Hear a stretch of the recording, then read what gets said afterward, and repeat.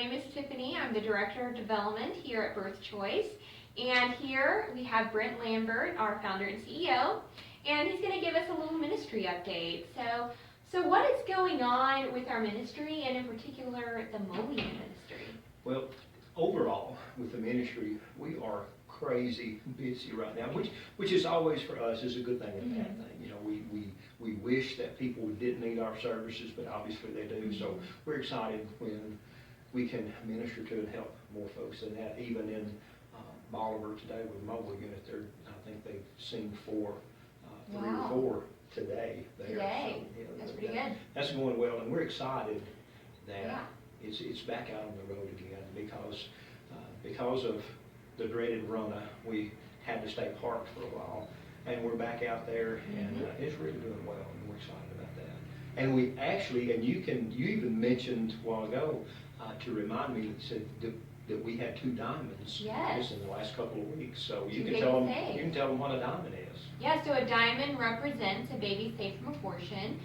So there were 2 different women who boarded our van in the past few weeks, and they chose life for their baby. So that is such a blessing. We're excited. And that means that all the money, and all of you who helped us raise funds for this mobile unit, you realize now that the mobile unit has paid for itself twice over.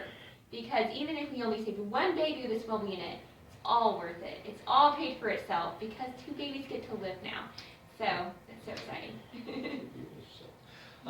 The other thing we wanted to talk about, and it's kind of mobile unit related too, but we have for years had an older ministry vehicle, Honda Element, and we always refer to it as the box because it looked like a box, and it was orange. It was like a Tennessee orange box. Nothing to do with our logo colors at all. Nothing whatsoever. And because it was 17 years old, and because of some other issues with it, we really felt like we wanted to update that to really come up with a vehicle that was a little bit more conducive for several people in the ministry to drive it, the ladies to drive it.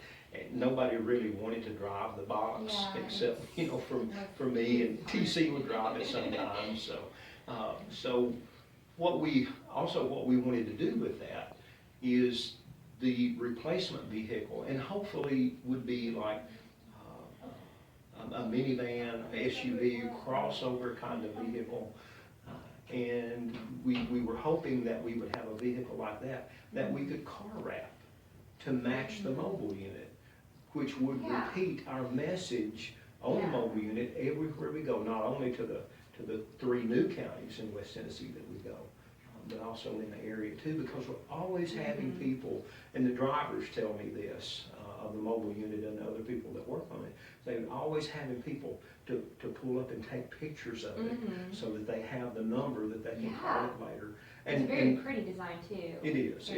It's eye-catching. It's every time we drive it, people are always looking at it and calling attention to it. So we want a vehicle that we'll be able to car wrap that would mirror what's on that one. And the other car we had, the little Honda Element, had plastic panels on it, and so you really couldn't car wrap that either. It would stick. So hopefully, this is what our desire is, that someone out there would have a minivan that they would donate to the ministry, one that is in good working order and not 17 years old like our other one was, and so that if they could donate that to the ministry, we could take the proceeds of the other vehicle that we sold already. We could take that and actually pay for the car wrap to get it wrapped. So if we just had somebody that would donate us a minivan, SUV, crossover kind of thing, we need something that's going to get in excess of 20 miles to the gallon on the highway. And so we want to do that. And if there are folks out there who have a vehicle that's not like that they would want to donate, that would be fine, because we could take that vehicle and sell it. They would donate it to us, and you really get for folks that are in the tax bracket where they need tax deductions, you can actually deduct more from the donation of the van than you can actually get as a trade-in. A lot of times. Moving on, the last subject we have to talk about is the the Supreme Court decision on the Louisiana abortion law. Yeah.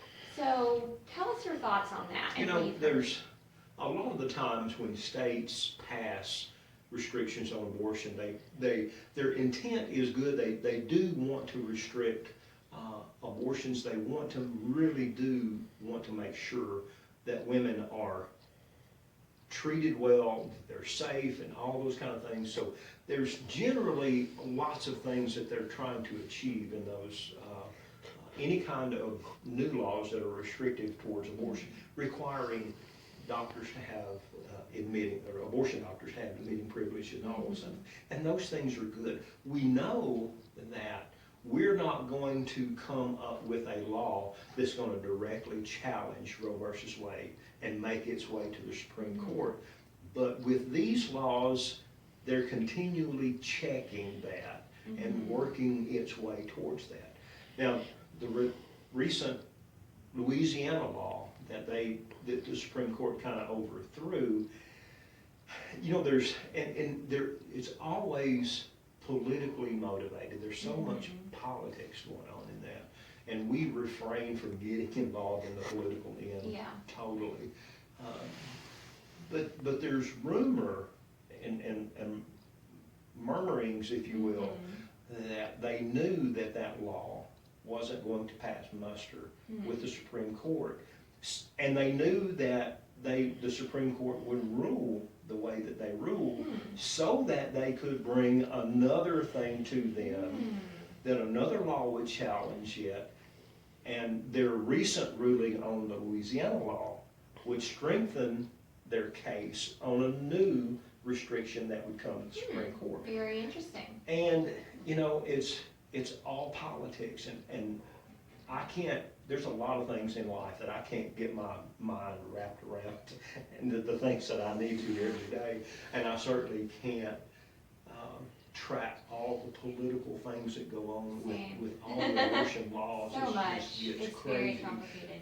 Ultimately, our hope is that Roe versus Wade is going to be overturned, and that any type of restriction that will save one child from abortion is a good thing. So that's kind of where we stand on that. I take those Supreme Court decisions, a lot of the times I take them with a grain of salt to see what comes up later. Okay. Yeah. So we'll just need to keep our eyes and ears open for the news, going on in the pro-life. And can just continue to pray. Roe versus Wade would be overturned. Yes, pray. Prayer is very powerful, and of course we believe in that here. And there's an unusual thing that I realized some years ago, and it was kind of a scary thing when it dawned on me that, you know, if Roe versus Wade is overturned or severely restricted, then there's going to be a massive number of women who are going to need the services that we offer. Because they're not going to be going to abortion, right? They're going to be going to us, which is a powerful way to share the gospel with people. Yeah.